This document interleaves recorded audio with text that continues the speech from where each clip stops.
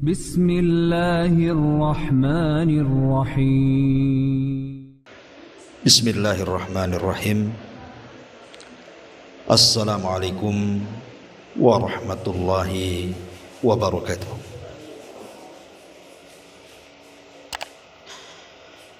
Alhamdulillah. Alhamdulillahilladzi hadana lihadza wa ma kunna linahtadiya laula an hadanallah. Asyhadu an la ilaha illallah wahdahu rabbi la syarika lah wa asyhadu anna Muhammadan abduhu wa rasuluhu alladzi la nabiyya ba'da, amma ba'du. Alhamdulillah, di siang hari ini kembali kita bisa duduk bertolabul ilmi, karena kita sudah masuki tanggal 1 bulan Dzulhijjah. Maka kita akan membahas tentang amalan-amalan yang dianjurkan untuk dilaksanakan tanggal 1 Dzulhijjah sampai hari tasyrik. Ma'asyiral muslimat yang dimuliakan Allah Subhanahu wa taala, di dalam Al-Quranul Karim Allah Subhanahu wa ta'ala berfirman, wa yakhluqu ma yasha wa yakhtar. Dan Allah Subhanahu wa ta'ala terkadang menciptakan makhluk-makhluknya, dan di antara makhluk ciptaannya ada makhluk-makhluk yang dipilih Allah Subhanahu wa ta'ala. Contoh saja, ketika Allah Subhanahu wa ta'ala menciptakan para malaikat, maka dari seluruh para malaikat yang paling utama adalah malaikat-malaikat yang dijadikan pimpinan-pimpinan para malaikat, dan mereka adalah Jibril, Mikail, Israfil, dan juga Malakul Maut. Itulah seutama-utama para malaikat. Dan dari malaikat-malaikat atau pemimpin-pemimpin para malaikat, tentu yang paling utama lagi adalah malaikat Jibril. Itulah sayyidul malaikah, pemimpinnya para malaikat. Dan kalau kita cerita tentang para nabi, jumlah para nabi dan rasul berdasarkan hadis Abi Dzar Al-Ghifari radhiyallahu anhu adalah 120 sampai 124 ribu nabi dan 315 rasul. Tetapi dari sekian ribu nabi dan rasul, yang jadi pilihan hanyalah 25 nabi dan rasul, karena dicantumkan namanya di dalam Al-Quranul Karim. 18 tercantum dalam surah Al-An'am, dan sisanya tersebar di beberapa surat dalam Al-Quran, sehingga genap menjadi 25 nabi dan rasul. Dari 25 nabi dan rasul tentu dikerucutkan lagi. Ada nabi-nabi yang lebih afdal di antara mereka yang disebut dengan ulul azmi. Mereka lah Nuh, kemudian Ibrahim, kemudian Musa, Isa, dan Nabi kita Muhammad sallallahu alaihi wasallam. Dan dari ulul azmi minar rusul dikerucutkan lagi. Ada 2 nabi yang disebut dengan Khalilur Rahman, kekasih Allah Subhanahu wa taala. Dialah Ibrahim alaihi salatu wassalam dan Nabi kita Muhammad sallallahu alaihi wasallam. Dan dari 2 kekasih Allah Subhanahu wa taala, Allah pilih lagi yang merupakan pemimpin seluruh para nabi dan rasul, yang disebut dengan Sayyidul Anbiya wal Mursalin, pemimpinnya para nabi dan rasul. Dialah Nabi kita Muhammad sallallahu alaihi wasallam. Dan kalau cerita bulan, maka dari 12 bulan kata Allah Subhanahu wa taala, minha arba'atun hurum. Dari 12 bulan itu ada bulan-bulan hurum, bulan-bulan mulia. Dan bulan-bulan itu disebut Dalam hadis Nabi SAW ketika memberikan tafsiran kepada ayat surah At-Taubah 36, pertama dimulai dari Dzulqa'dah, yang kedua Dzulhijjah, yang keempat Muharram, dan yang ketiga Muharram, dan yang keempat bulan Rajab. Itulah bulan-bulan hurum, bulan-bulan mulia. Lah dari bulan-bulan mulia ini, yang paling mulia dari 4 bulan itu adalah bulan Dzulhijjah, yang sedang kita akan kaji amalan-amalannya. Lah dari bulan Dzulhijjah ini dikerucutkan lagi. Ada 10 hari awal bulan Dzulhijjah yang disebut dengan afdalu ayyamid dunya, seutama-utama hari di dunia. Selama kita lewati selama 1 tahun, maka 10 awal bulan Dzulhijjah termasuk afdalu ayyamid dunya, seutama-utama hari di dunia. Lah dari 10 hari yang disebut dengan hari-hari yang paling utama di dunia, Allah kerucutkan lagi. Dan yang paling utama dari 10 itu adalah hari Arafah tanggal 9 dan Yaumun Nahr, hari Nahar, Idul Adha, ketika manusia menyembelih kurban-kurban mereka kepada Allah. Dan dari 2 yang sangat istimewa tanggal 9 dan 10 Dzulhijjah ini, Allah kerucutkan lagi yang paling afdal adalah Yaumun Nahri, hari di mana kita menyembelih, berhari raya Idul Adha. Dan disitulah puncak daripada seseorang betul-betul akan mendapatkan pahala besar apabila mampu memanfaatkan hari itu. Ma'asyiral muslimat yang dimuliakan Allah Azza wa Jalla, inilah makna wa yakhluqu ma yasha'u wa yakhtar. Allah itu menciptakan makhluk, dan dari makhluk itu ada makhluk-makhluk pilihan Allah Subhanahu wa taala. Lah di antara makhluk pilihan Allah Subhanahu wa taala adalah 10 awal bulan Dzulhijjah, terutama tanggal 9 hari Arafah, terutamanya lagi tanggal 10 Yaumun Nahr atau Idul Adha. Ma'asyiral muslimin, muslimat yang dimuliakan Allah Azza wa Jalla, setelah kita tahu bahwa 10 awal bulan Dzulhijjah itu adalah hari-hari istimewa dalam kehidupan kita, hari-hari yang dikatakan Nabi SAW afdalu ayyamid dunya, seutama-utama hari di dunia, maka sudah selayaknya kita seorang mukmin mengetahui keutamaannya, keistimewaannya. Karena Allah Subhanahu wa taala menciptakan musim-musim kebaikan. Salah satunya adalah di 10 awal bulan Dzulhijjah. Ini musim-musim kebaikan, musim-musim ketaatan, musim-musim di mana manusia yang beramal di dalamnya dilipat gandakan pahalanya di sisi Allah Subhanahu wa taala. Kalau saya boleh analogikan begini, umpamanya di sini, di Taman Raya ini, ada miliarder, orang kaya banyak duitnya, tidur dengan duit, tidak kehitung serinya saking banyaknya. Tiba-tiba dia mengumumkan di masjid, besok tanggal 1 sampai tanggal 10 masyarakat Taman Raya boleh datang ke rumah. Saya akan kasih 1 orang 1 miliar. Pertanyaannya, Bu, kira-kira masyarakat Taman Raya datang enggak tuh?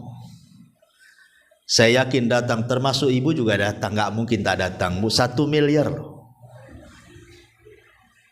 Dari mana nampak duitnya pun tidak kita uang 1 miliar itu. Megang pun tidak.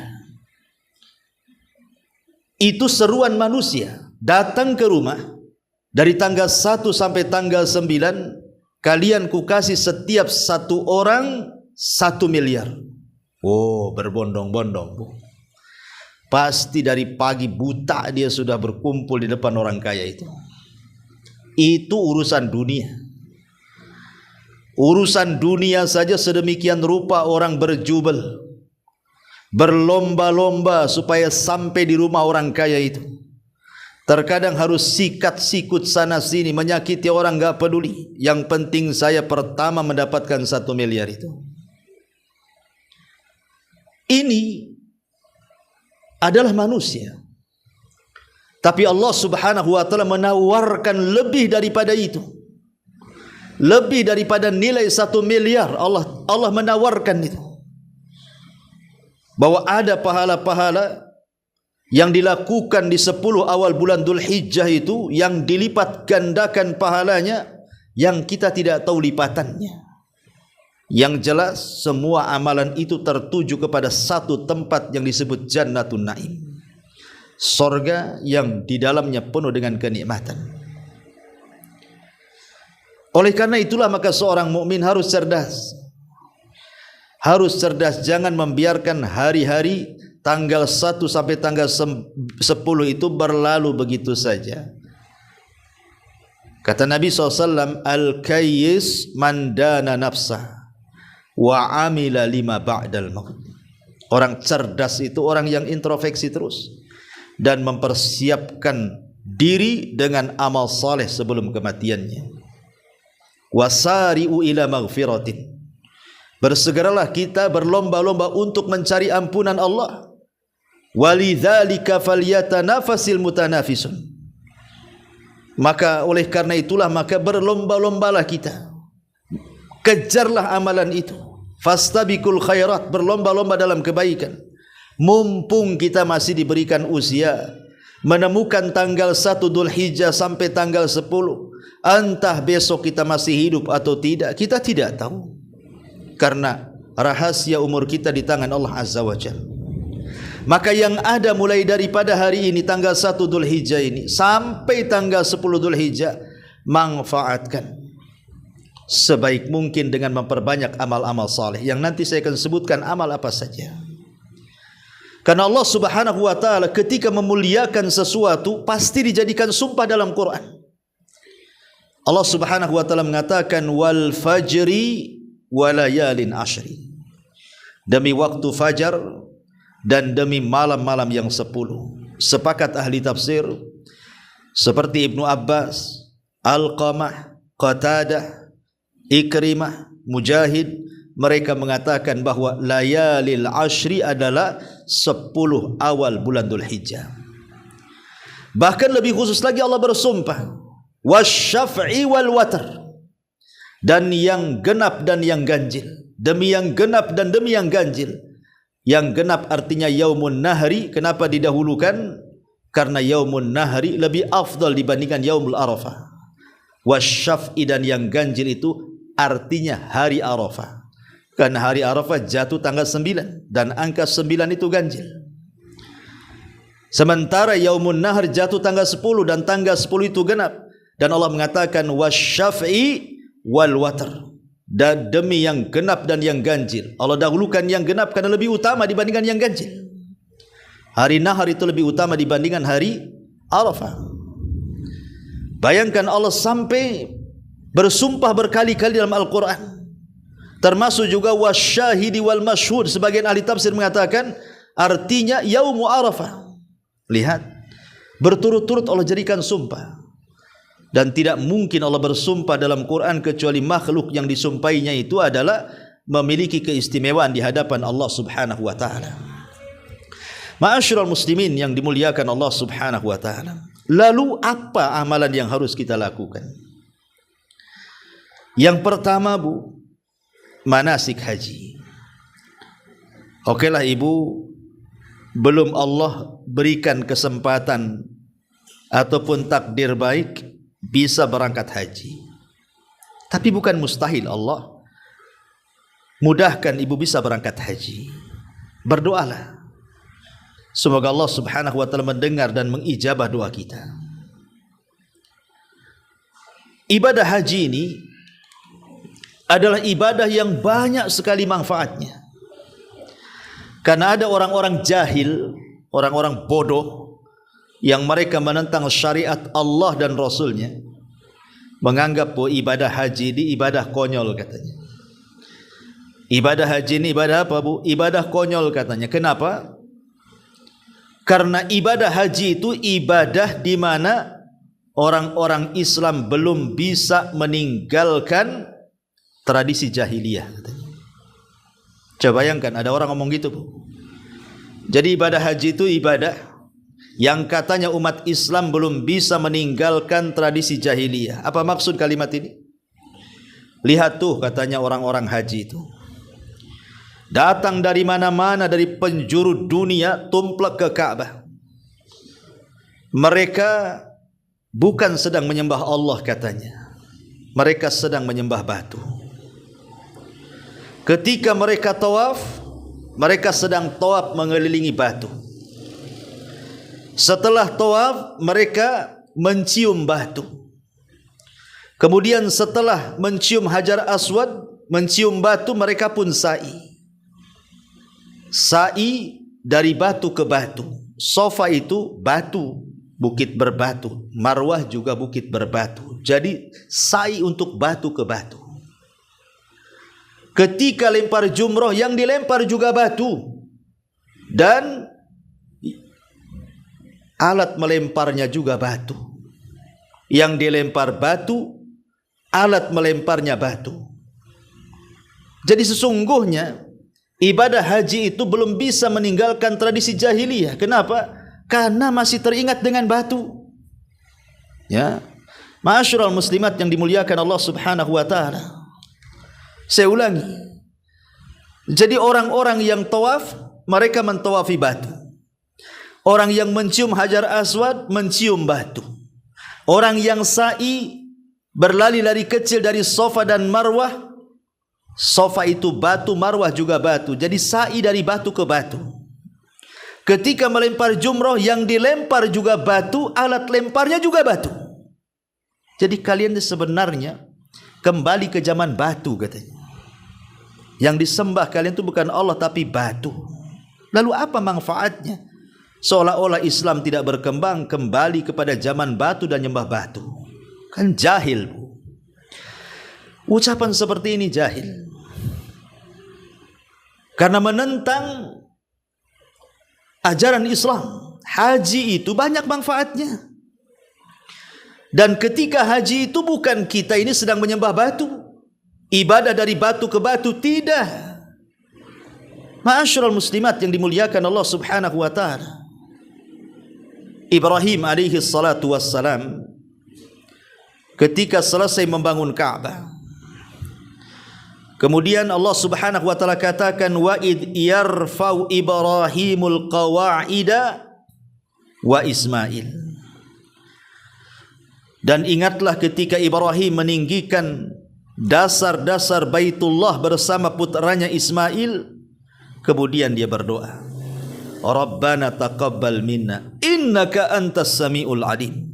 Ya Tuhan kami, terimalah daripada kami amalan kami, sesungguhnya Engkaulah yang maha mendengar lagi maha mengetahui. Lihat Ibrahim, setelah dia menyelesaikan pembangunan Ka'bah, dia tidak berdoa kepada batu, dia berdoa kepada Allah dan mengatakan, sesungguhnya Engkau ya Allah maha mendengar lagi maha mengetahui, terimalah amalan kami. Kemudian setelah itu Ibrahim diperintahkan Allah untuk menyeru manusia agar manusia datang melakukan ibadah haji. Nabi Ibrahim ketika itu mengatakan, ya Rabb, suaraku terbatas. Tidak mungkin juga orang yang kuserukan mereka mau datang. Macam mana caranya saya mengajak manusia yang berada di ujung barat, timur, selatan dan utara?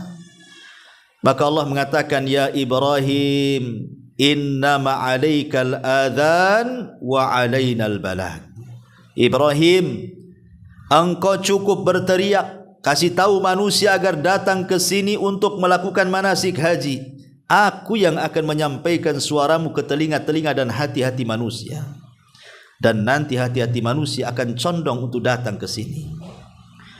Dan betul Allah Subhanahu wa taala mengatakan, wa adzin fin nasi bil hajj ya'tuka rijalan wa ala kulli dhamirin ya'tina min kulli fajjin amik.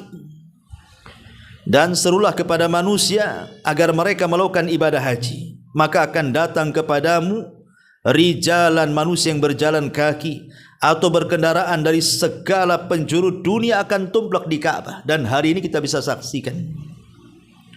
Jadi haji itu perintah Allah, bukan perintah batu. Dan kita lihat di antara manfaat haji, coba. Ketika jemaah haji yang datang ke Mekah kemudian menggunakan kain ihram, kain selendang putih dari baju dan celananya, semua kain ihram berwarna putih, tidak ada warna yang lain kecuali putih. Apa manfaatnya? Manfaatnya supaya jemaah haji itu diingatkan akan kafan saat kematiannya, bahwa mereka akan mati, akan menghadap kepada Allah, akan mempertanggungjawabkan semua perbuatan mereka di dunia. Kemudian juga tidak ada kemuliaan antara si kaya dan si miskin yang haji, antara si pejabat dan si rakyat, semua sama kainnya, kain ihram. Mau presiden ya kain ihram, mau menteri ya kain ihram, mau bos kain ihram. Sebutkan orang yang haji, tidak ada mentang-mentang dia presiden, menteri, pejabat kainnya beda. Saya presiden harus kain katun, saya menteri harus kain batik, saya ini harus kain yang lainnya sutra. Tidak, semua sama kain ihram. Haji mengajarkan kesetaraan dalam Islam. La fadla bainal arabi wal a'jam walal aswad alal ahmar illa bitaqwallah, kata Rasul. Tidak ada beda Anda orang Arab, Anda non Arab. Karena sekarang Indonesia ini ada orang membangga-banggakan karena dia orang Arab. Sama saja, ya, sama saja. Atau membangga-banggakan karena dia keturunan Nabi. Sama saja. Anda keturunan Nabi, saya bukan keturunan Nabi. Yang membedakan Anda dengan saya itu hanya takwa saja. Kita tidak mengingkari keturunan Nabi itu ada kemuliaan, tetapi kemuliaan itu tidak bisa Anda raih kecuali dengan takwa. Maka Anda akan mengumpulkan dua keutamaan. Satu, Anda zuriyah Nabi yang harus kami hormati. Yang kedua, ketakwaan yang harus kami muliakan. Tapi secara umum tidak ada kemuliaan manusia, siapapun dia. Yang memuliakan manusia hanyalah taqwallahi azza wa jal. Inna akramakum indallahi atqakum. Jadi ibadah haji itu banyak manfaatnya. Tidak benar kita datang ke sana nyembah batu. Bukankah talbiyah kita saja bukan kepada batu? Talbiyah itu kepada Allah. Labbaik Allahumma labbaik. Labbaik la syarika laka labbaik. Innal hamda wan ni'mata laka wal mulk la syarika lak. Lihat kandungannya saja, isi tauhid. Aku penuhi panggilanmu ya Allah. Aku penuhi panggilanmu yang tidak ada sekutu bagimu.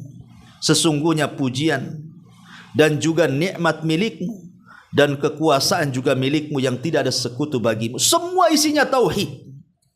Macam mana kemudian orang itu mengatakan kita nyembah batu? Tidak, batu itu hanya sekedar alat untuk mempersatukan kaum muslimin dalam solat-solat mereka, di mana Allah subhanahu wa ta'ala menjadikan batu Hajar Aswad yang ada di Ka'bah itu hanya sekedar untuk dijadikan kiblat.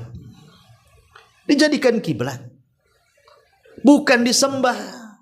Dijadikan kiblat di mana satu dunia kaum muslimin ketika mereka salat, mereka menghadap Hajar Aswad, karena tidak mungkin disatukan dengan cara lain kecuali dengan cara itu. Bukan kita nyembah batu, kita nyembah Allah subhanahu wa ta'ala. Dan yakin setiap muslim yang salat tidak mungkin ada keyakinan bahwa dia sedang bersujud kepada batu, ruku kepada batu, berdiri kepada batu dari mulai takbiratul ihram sampai salam. Mustahil. Ketika kita salat, semua lillah. Kul innas salati wa nusuki wa mahyaya wa mamati lillahi rabbil alamin. Katakan salatku, penyembelihanku, hidupku, matiku, aku serahkan kepada Allah subhanahu wa ta'ala. Makanya Nabi Ibrahim saat selesai melaksanakan tugas dari Allah membangun Ka'bah, dan juga putranya Ismail, dia berdoa. Apa doanya? Rabbana waj'alna muslimaini laka wa min dzurriyyatina ummatan muslimatan lak wa arina manasikana wa tub alaina innaka antat tawwabur rahim. Ya Tuhan kami, jadikanlah kami berdua orang yang tunduk patuh kepadamu. Kepadamu ya Rabb, bukan kepada batu. Dan jadikan di antara anak-anak cucu kami umat yang tunduk patuh juga kepada Engkau ya Rabb.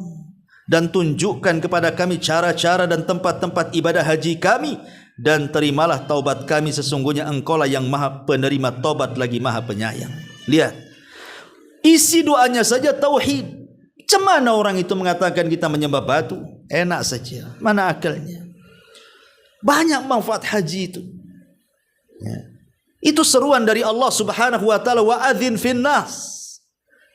Allah yang menyeru supaya kita datang ke titik tertentu, di tempat yang sangat mulia, di waktu yang sangat mulia, dengan ibadah yang mulia. Karena Ka'bah adalah tempat yang paling mulia. Haji di waktu yang mulia bulan Dzulhijjah, yang merupakan hari-hari terbaik dunia, dan ibadah haji sendiri adalah ibadah yang sangat mulia. Ma'asyiral muslimat yang dimuliakan Allah Azza wa Jalla. Ini yang pertama, manasik haji, kalau mampu. Kemudian yang kedua, amalan juga dianjurkan bagi ibu yang tidak bisa haji. Ada amalan lain yang diperintahkan dalam Islam ini. Seperti apa? Yang kedua, puasa. Puasa kan tidak mesti harus haji, bisa di rumah. Dan puasa di hari-hari yang sangat mulia, Allah Subhanahu wa taala, Nabi sallallahu alaihi wasallam katakan, siyamu yaumi arafata ahtasibu 'ala Allah an yukaffira as-sanata allati qablahu wallati ba'dahu. Puasa hari Arafah tanggal 9 bagi yang tidak haji, aku mengharap kepada Allah, meminta pahala agar Allah menghapuskan dosa setahun ke belakang dan setahun yang akan datang. Ada satu hari di 10 awal bulan Dzulhijjah itu ibu berpuasa 2 tahun berturut-turut, dosanya diampuni. Dan kita dianjurkan berpuasa mulai tanggal 1. Ada yang berpendapat, sebagian para ulama itu kita boleh puasa mulai tanggal 1 hari ini sampai tanggal 10. Ada juga yang berpendapat dengan cara puasa Daud, 1 hari puasa 1 hari tidak. Yang jelas tanggal 9 itu yang paling afdol saat berpuasa, karena itu bertepatan dengan hari Arafah. Makanya puasa juga hari puasa Arafah, dan semua orang bisa puasa. Kemudian yang ketiga, solat, terutama solat 5 waktu.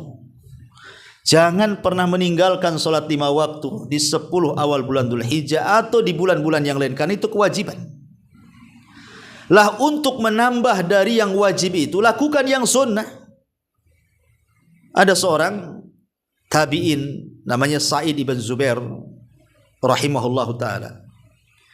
Dia mengajarkan kepada kita bagaimana cara memuliakan 10 awal bulan Dzulhijjah.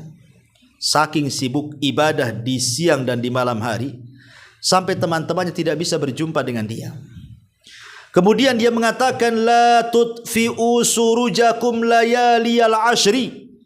Jangan kalian padamkan lampu-lampu rumah kalian di 10 awal bulan Dzulhijjah tanggal 1 sampai tanggal 10. Jangan matikan. Maknanya, hidupkan malam-malam di tanggal 1 sampai tanggal 10 itu dengan qiyamul lail, dengan tahajud, dengan berwudu, dengan berzikir, dengan baca Quran, dengan berdoa, terutama di sepertiga malam terakhir, karena di situ Allah turun dan malaikatnya juga turun.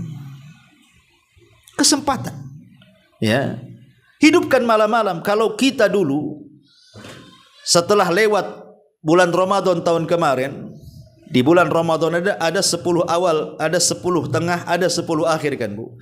Lah 10 akhir Ramadan Nabi mengajarkan untuk menghidupkan malam, kan Bu? Sampai-sampai Aisyah radhiyallahu anha mengatakan, kana an-nabiy sallallahu alaihi wasallam idza dakhala al-ashra ahya lailatahu, shadda mi'zarahu wa ahya lailatahu. Apabila Rasul masuk di 10 akhir Ramadan, maka Rasul mengencangkan sarungnya dan menghidupkan malam-malamnya. Sebagaimana kita diperintahkan menghidupkan malam-malam di 10 akhir Ramadan, begitu juga di 10 awal bulan Dzulhijjah. Kata Sa'id ibn Zubair, la tutfi'u surujakum layaliyal ashri.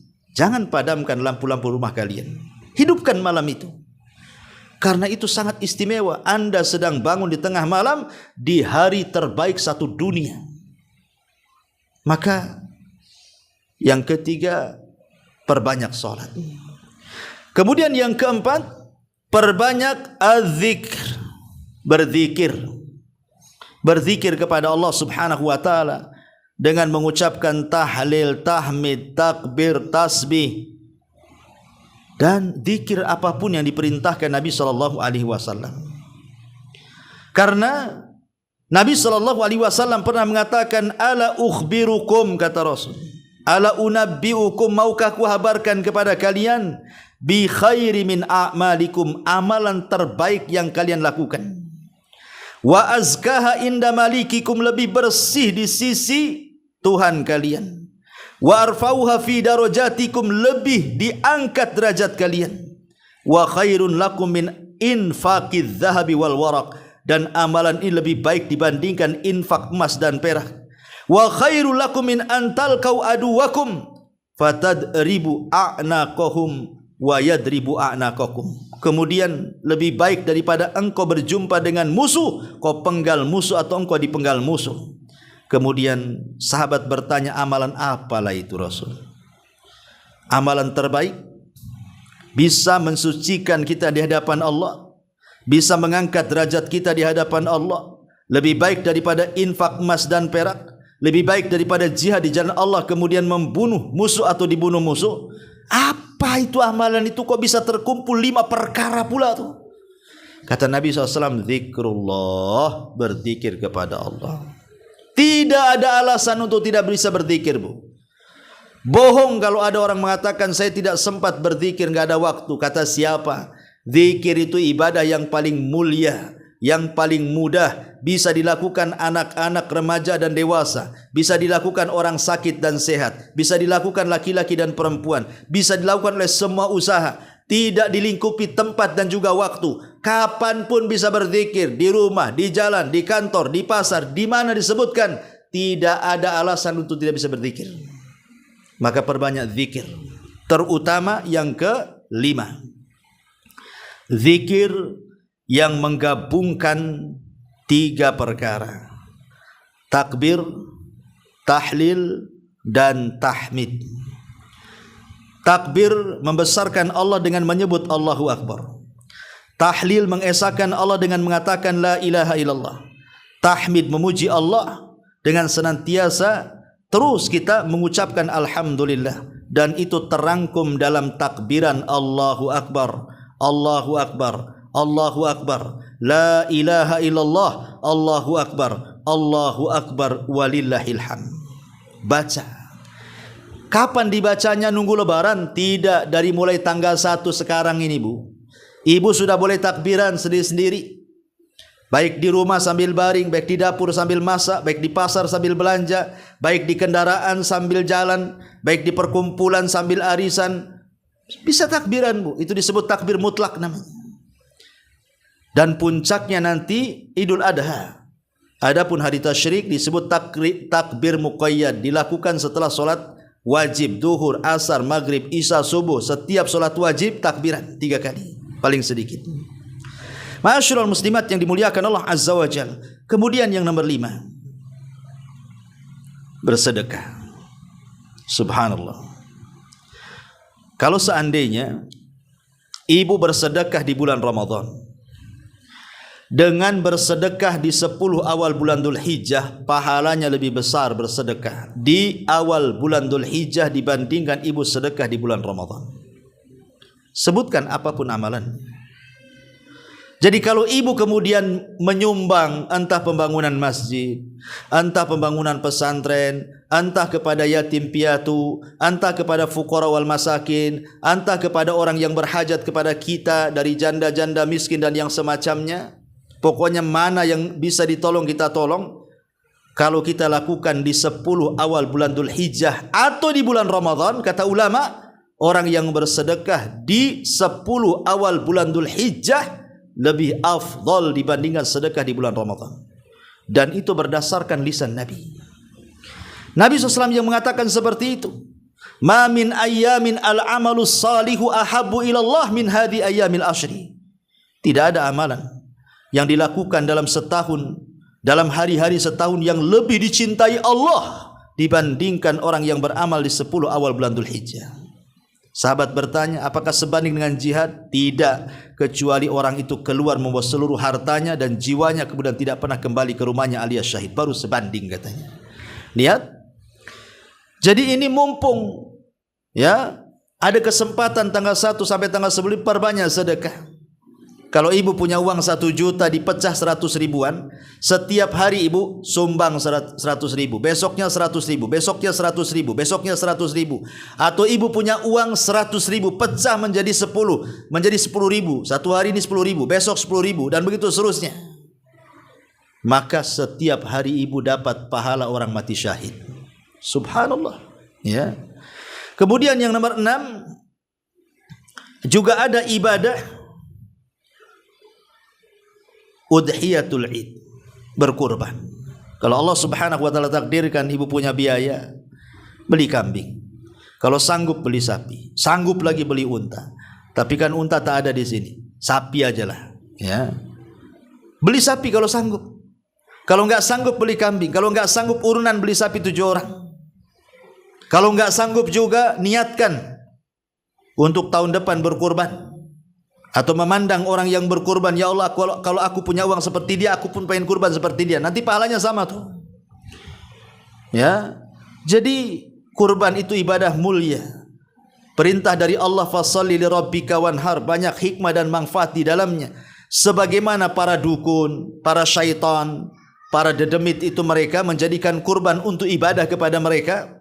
Dijadikan sesajen, syarat pergi dukun harus berkorban, nyembeli ayam. Akhirnya terjerumus kepada kesyirikan. Lah kalau orang-orang jahil mereka menjadikan ajang kesyirikan dari kurban, maka kita ahli tauhid, kita tidak menyembelih kecuali kepada Allah Subhanahu wa taala.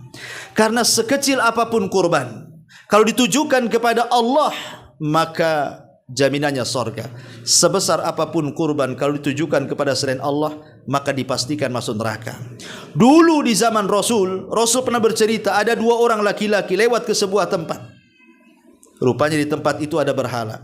Tidak boleh lewat kecuali berkurban kepada berhala. Yang satu mengatakan, aku tak punya biaya, habis di perjalanan, mau beli apa kurban untuk berkurban kepada berhala kalian? Tapi kaum itu mengatakan, tidak usah, terlampau dipikirkan. Kau tak punya duit, tak ada masalah. Tangkap tu lalat, kurbankan lalat kepada berhala kami. Kami lepas dan silahkan berjalan dari kampung kami. Akhirnya dia tangkap lalat, sembelih, kemudian dilepas dia. Yang satunya mengatakan, tidak, walaupun kau perintahkan aku untuk menyembelih kepada berhalamu dengan seekor lalat sekalipun, gratisan tanpa beli cukup menangkap, kalau ditujukan kepada aku tak mau. Akhirnya dia pun dibunuh dan meninggal dunia. Ketika sama-sama dua-duanya, baik yang korban pertama meninggal atau yang kedua tidak mau berkorban kecuali kepada Allah, akhirnya Allah masukkan yang berkorban kepada berhala dimasukkan ke neraka, dan yang korban kepada Allah atau tidak mau korban kecuali kepada Allah, Allah masukkan ke dalam surga. Itu seekor lalat, Bu. Kalau ditujukan kepada Allah saja, jaminannya surga. Gimana ibu berkorban lebih daripada lalat? Kambing, kacang, kambing gibas, kambing wol, ataupun sapi, ataupun unta, sudah jelas lagi, ya, pahalanya sangat besar, ya. Kemudian juga di antara amalan-amalan yang dianjurkan, nomor 6 adalah al-iktsar minal a'malis salihati umuman, memperbanyak dari amal-amal saleh secara umum. Seperti apa, Bu? Membaca Quran. Ya. Membaca Quran, coba kalau ibu mau, dari tanggal 1 sekarang 3 juz ibu hatamkan setiap hari. Maka tanggal 10 Dzulhijjah ibu sudah hatam tuh Quran. Sementara 1 huruf itu 10 kebaikan. Dan orang yang mahir baca Quran bersama para malaikat, dan orang tertati-tati baca Quran dapat 2 pahala. Ya. Tidak ada ruginya orang baca Quran itu.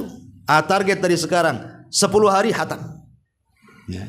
Ataupun belajar dan mengajar, datang ke majelis ilmu, atau ibu mengajarkan orang lain, mengajarkan Iqra kah, Quran kah, fikih kah, akidah kah, itu amalan mulia. Khairukum man ta'allamal Qur'ana wa 'allama. Sebaik-baik kalian adalah orang yang mengajarkan Quran dan belajar Quran.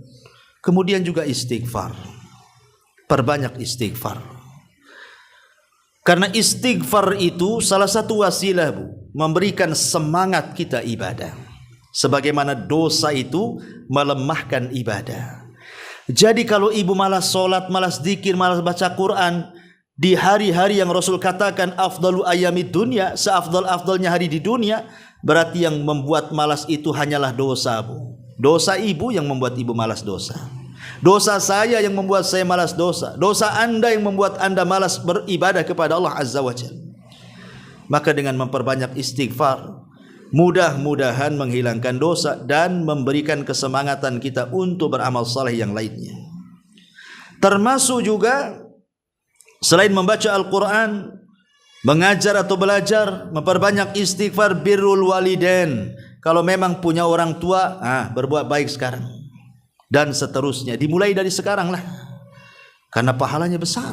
Sama dengan orang mati syahid dan menginfakkan semua hartanya. Ataupun silaturahim, ataupun ifsa'us salam.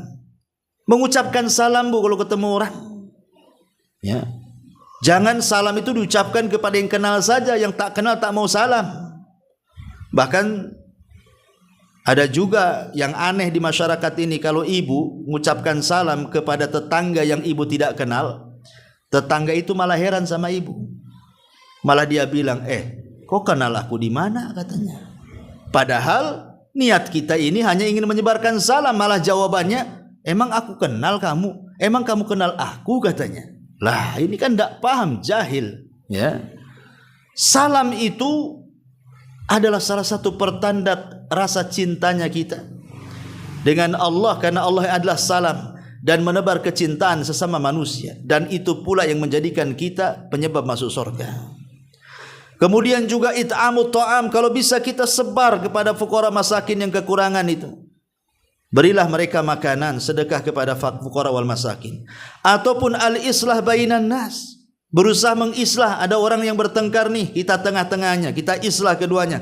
Jangan bertengkar, ini hari-hari terbaik di dunia ini. Sayang dilewatkan dengan pertengkaran. Ya. Ataupun melihat ada peluang-peluang kebaikan, ajak manusia ke dalam kebaikan. Melihat manusia di atas kemungkaran, cegah mereka dari kemungkaran. Kemudian juga menjaga lisan, ini penting, Bu. Ya, ingat, ya. Tanggal 1 sampai tanggal 10, Bu, ingat, ini hari terbaik dunia. Jaga lisan. Berhenti dari ghibah, ya, berhenti dari menyebar hoax. Berhenti dari mengucapkan kalimat-kalimat kotor yang akan menjadi laknat dan menjadikan terlarangnya bagi kita syafaat. Jaga lisan. Kata Nabi SAW, Kul khairan auliyasmut. Katakan kalimat santun kalau tidak bisa diam. Ataupun menjaga al-faraj, kemaluan. Kemudian juga berbuat baik kepada tetangga, itu juga salah satu amalan yang bagus kita lakukan. Ataupun mungkin memuliakan tamu. Ataupun mungkin yang paling rendah lah, kalau ibu pulang dari sini, nengok-nengok jalan, nampaklah ada batu. Bahaya nih batu nih. Kalau ada orang lewat bisa teguling, ambil, Bu, singkirkan. Ya, nampak ada duri, nampak ada paku, nampak ada beling, ambil, singkirkan. Itu amalan soleh, walaupun tuh perkara-perkara ringan, tapi kalau dilakukan di waktu yang sangat mulia, menjadi besar pahalanya. Ya. Ataupun berbuat baik kepada pasangan, ibu yang punya suami gitu ya. Sekarang tanggal 1 sampai tanggal 10 itu buat suami heran sama ibu. Kata suami, tumben kau berbuat baik, katanya. Biasanya enggak pernah kayak gini. Tumben biasanya bau, wangi pula sekarang. Tumben biasanya tak pernah dandan kecuali mau arisan, kok sekarang cantik banget. Buatlah suami sampai dari tanggal 1 sampai tanggal 10, Bu. Buat kejutan-kejutan. Habis tanggal 10, tanggal 11 balik lagi bau bawang. Enggak masalah. Yang penting sudah lewat 10 hari. Mudah-mudahan jadi kebiasaan setelahnya, ya kan? Dandan yang cantik, bahagiakan suami, jangan buat kesel. Ini hari-hari terbaik dunia. Ya, karena orang yang mengagungkan syiar-syiar Allah itu bagian daripada takwa. Ataupun bantu anak-anak yatim. Kalau bisa kafil yatim. Kalau tidak bisa sedekah. Atau ziarah kepada orang sakit, Bu. Kalau ada orang sakit ziarah. Karena orang sakit itu kadang-kadang sakitnya tidak seberapa, tapi ketika tidak ada yang menziarahi, itu yang lebih sakit. Sakitnya tuh di sini, ya, sehingga itu terkadang terlipat-lipat sakitnya. Sudah sakit dengan penyakitnya, sakit pula tak ada yang kunjung sama dia. Maka itu amalan terbaik, karena orang mengunjungi orang sakit itu akan diikuti 70.000 malaikat mendoakan ampunan pada kita. Ataupun memudahkan kaum muslimin. Ada acara-acara warga kerja bakti ikut, memudahkan. Karena biasanya kalau rame itu ringan dijinjing, kalau sendiri kan berat, Bu. Ya, jadi kegiatan masyarakat. Atau memperbanyak solawat, ya, solawat kepada Nabi SAW. Ya. Atau kalaupun kita tidak bisa memberikan kebahagiaan kepada orang, jangan sakiti orang. Ibu tidak bisa memasukkan kebahagiaan kepada orang, tapi jangan sakiti orang. Buang sampah sembarang, parkir motor mobil di depan rumah orang, minta izin, ya. Ataupun mungkin punya pohon, dahannya ke rumah tetangga dibiarkan saja, pas buahan kita yang ngambil, dia pula yang nyapu sampah. Ini apa ini? Ya, jadi ya walaupun tidak bisa menyenangkan hati orang itu, jangan pula menyakiti hati orang, terutama di 10 awal bulan Dzulhijjah. Termasuk juga kalau memang Anda seorang pemimpin, maka ini hari-hari terbaik. Ya, berbuat baiklah kepada rakyat dan rakyat mendoakan pemimpinnya. Kemudian memudahkan pemuamalah, terutama jual beli di pasar, Bu. Karena Rasul mengatakan rahimallahu rajulan samhan idza ba'a wa samhan idza ishtara wa samhan idza qada wa samhan idza iqtada.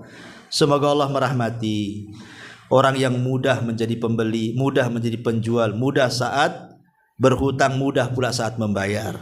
Semoga Allah merahmati. Ya, jangan gara-gara kembalian 1.000 perak, enggak, saya harus kembali itu 1.000 perak untung bagi saya masukkan ke celengan. Akhirnya penjualnya keliling 1 jam untuk cari kembalian. Nah, ini kan nyusahin pedagang namanya, Bu.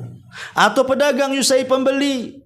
Jangan suka ngurang-ngurang takaran, timbangan meteran. Kalau bisa buatlah shadaqatus sir. Kalau dia pesan sekilo buah tambah 1 on. Yang pembeli tidak tahu kalau Anda sedang sedekah sir tuh. Ya. Ataupun mungkin berdoa kepada saudara-saudara kita yang mereka tidak tahu dengan kita. Kita punya tetangga sakit, kita doakan dari jauh, ya Allah, mudah-mudahan si fulan sembuh, ya. Jadi walaupun dia tidak tahu, kita berdoa. Di ketidaktahuan dia itu sama dengan mendoakan diri sendiri itu. Karena malaikat akan datang walaka mithal. Maka seperti itu pula untukmu, kata malaikat, ya. Ataupun menjaga amanah. Jangan berkhianat kepada janji. Itu penting. Kemudian juga ghaddul basar, tundukkan pandangan dari hal-hal yang diharamkan. Jaga telinga, jangan mendengar yang diharamkan. Jaga hidung, jangan mencium yang diharamkan. Jaga kaki, jangan dilangkahkan ke tempat haram. Ya, termasuk juga doa-doa yang diajarkan. Ketika ibu dengar azan, langsung doa selepas azan. Kan ada tuh, Bu, setiap masuk kamar mandi ada doanya, keluar kamar mandi ada doanya. Berpakaian ada doanya, melepas pakaian ada doanya. Sebelum tidur ada doanya, setelah tidur juga ada doanya. Lakukan itu semuanya. Itu mumpung di 10 awal bulan Dzulhijjah masalahnya. Ya. Termasuk juga kalau hari Jumat baca surah Al-Kahfi. Bagi laki-laki ini kesempatan i'tikaf di masjid. Ya, walaupun 1 jam jadilah. Ya, kemudian juga jaga sholat-sholat 5 waktu dan juga sholat-sholat sunnah. Dan ingat, jangan mencari yang haram. Kalau ingin berkah, carilah uang halal. Ingat Anda, para laki-laki yang ingin mencari nafkah untuk keluarganya, ini 10 awal bulan Dzulhijjah ini seafdol-afdolnya hari di dunia.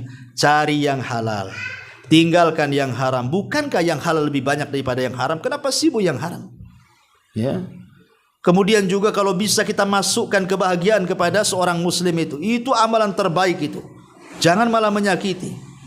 Sayangi orang-orang lemah, ya. Kemudian juga berusaha hati kita ini dijaga. Mulai tanggal 1 ini, Bu, yang punya dengki, yang punya dendam, yang punya hasad, pokoknya keluarkan semuanya.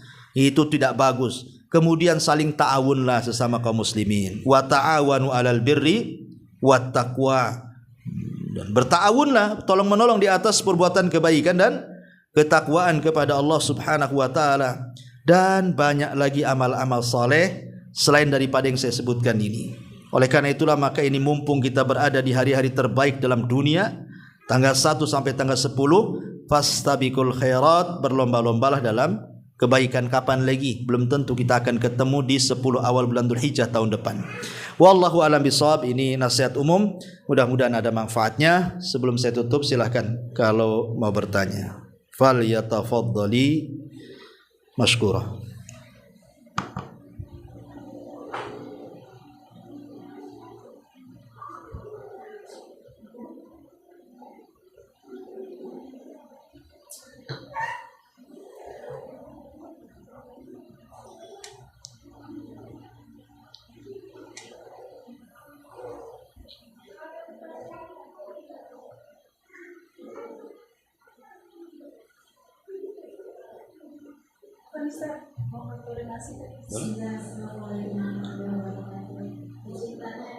Iya, ya.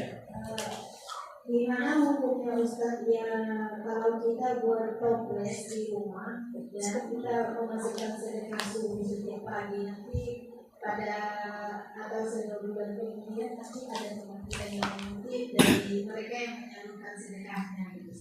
Itu bagus sekali Bu. Ya, kalau ibu itu punya celengan, entah kaleng kongguan, ya kan? Atau buat dari kardus atau toples yang nerawang atau yang ditutup, terserahlah. Yang penting celengan. Kemudian ibu tulisi celengan itu untuk apa. Kalau ibu niatnya untuk duafa, maka tulis untuk duafa, fakir miskin, anak yatim dan janda-janda yang butuhkan. Kalau ibu niatnya untuk bangun masjid, tulis ini untuk wakaf masjid. Pokoknya tulis sajalah di situ.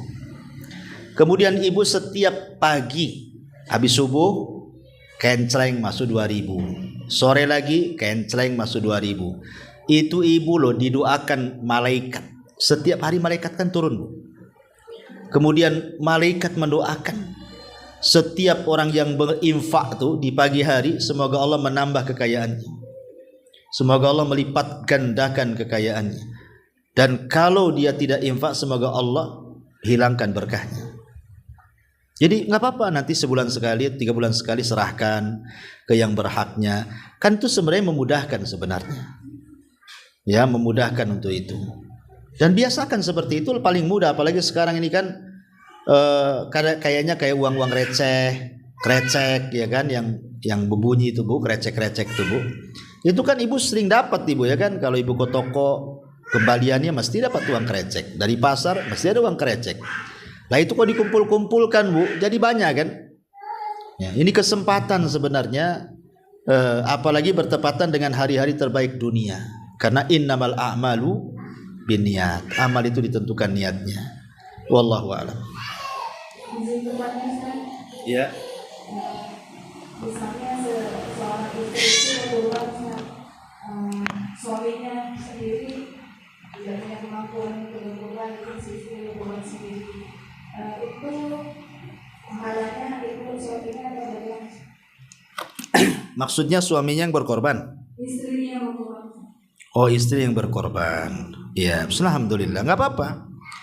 Istri yang berkorban, kemudian diniatkan untuk istri dan suami dan anak-anak, nggak apa-apa. Tapi yang berkorban, istri yang berkorban, dia tidak boleh mencukur rambut, tidak boleh mencukur bulu ketiak, kemaluan dan bulu-bulu yang lainnya, termasuk tidak boleh memotong kuku. Khusus yang berkorban. Kalau yang berkorban istri berarti istri yang terkena larangan-larangan tadi. Adapun suami ya diserikatkan dalam pahala saja. Jadi ketika ibu berkorban, maka ibu niatkan korban itu untuk ibu dan untuk suami dan untuk anak-anak ataupun untuk orang tua yang sudah meninggal, baik orang tua atau mertua umpamanya. Gak apa-apa. Ya, tidak harus mesti suami. Walaupun sebenarnya kewajiban korban adalah suami, tapi terkadang Allah takdirkan istri pula penghasilannya lebih besar daripada suami.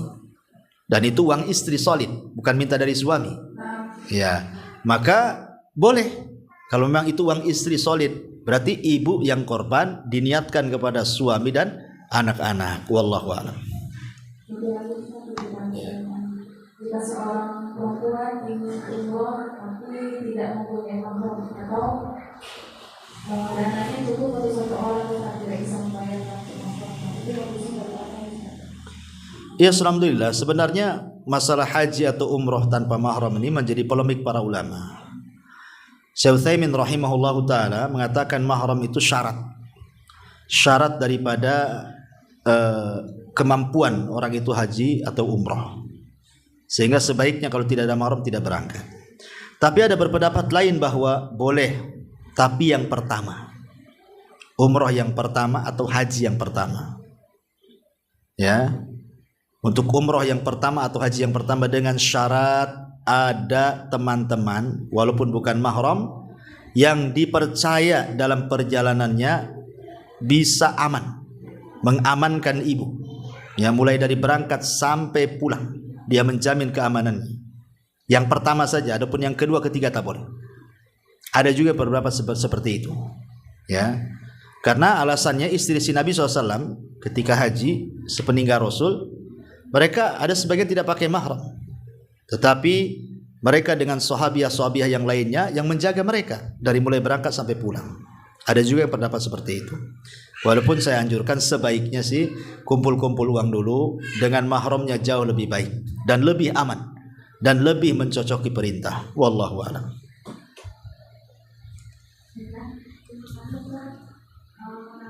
Di Indonesia ini masalah di Indonesia itu sering berbeda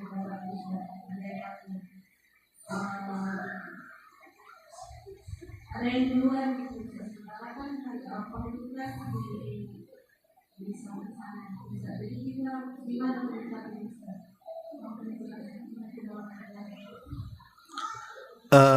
Gimana? Kurang dengar. Ulangi masalah puasa Arafah. Oke, puasa Arafah. Di Indonesia kan sering berbeda pendapat, ada yang duluan gitu, ada yang pemerintah. Oh, ikut pemerintah kah ataukah ikut Arab Saudi, ya? Ya, alhamdulillah. Ya, kalau saya anjurkan sih ikut pemerintah. Ikut pemerintah, ya, karena bagaimanapun untuk menjaga persatuan. Untuk menjaga persatuan, karena pemerintah pun ketika memberikan sebuah keputusan tentang besok Arafah atau tidak gitu kan, mereka juga mengacu kepada ijtihad. Jadi kesungguhan mereka untuk menentukan besok hari Arafah atau tidak. Yang kedua, untuk menjaga persatuan kaum muslimin, ya. Dan yang ketiga, ini juga masalah khilafiyah, sehingga tidak bisa kemudian kita berpendapat sendiri gitu, ya. Maka sebaiknya ikut pemerintah, karena ini masuk dalam keumuman firman Allah Azza wa Jalla, wa atiullaha wa atiur rasul wa ulil amri minkum. Taatlah Allah dan Rasulnya dan para pemimpin kalian. Maksudnya ulil amri sini pemerintah. Kalaupun pemerintah salah dalam menentukan, kita dapat pahala, mereka dapat dosa. Tapi kalau benar saat menentukan, maka mereka dapat pahala sebagaimana juga kita dapat pahala. Wallahu a'lam. Ya, saya kira cukup. Mudah-mudahan ada manfaatnya. Subhanallah bihamdika, asyhadu an la ilaha illa anta astaghfiruka wa atubu ilaik. Allah ta'ala. Assalamualaikum warahmatullahi wabarakatuh.